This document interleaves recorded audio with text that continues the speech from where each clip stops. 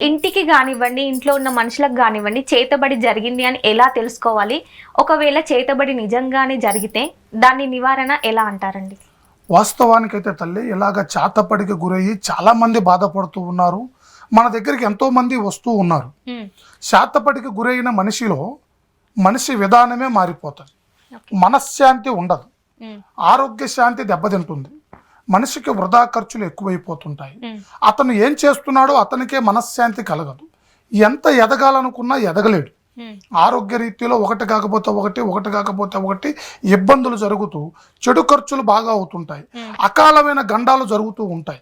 దారెమ్మట పోయే వాళ్ళు కూడా అటు వచ్చే బండి ఇటు తగలటం కానీ, అకస్మాత్తుగా కింద పడటం కానీ, అకస్మాత్తుగా వృధా ఖర్చులు కావటం కానీ, మానసికమైన ఒత్తిడికి గురైపోయి వాళ్ళ కుటుంబంలో చాలా అశాంతికి గురైపోతారన్నమాట.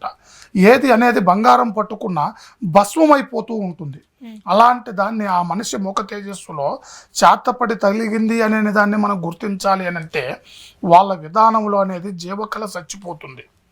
మనిషి విధానంలో అనుకున్న దాన్ని సాధించలేడు. ఎంత ఎదుగుతున్నా దిగజారిపోతూ ఉంటాడు. అతనిలో ఉండవలసిన తేజస్సు ఏది మనుషుల ముందు చెప్పే మాటను బట్టి కూడా అతనిలో విధానం అనేది ఒక రూటు తప్పిపోతూ ఉంటాడనమాట. అలాంటి వాళ్ళకి చేతబడి జరిగింది అనేది మనకు అర్థమైపోతుంటుంది.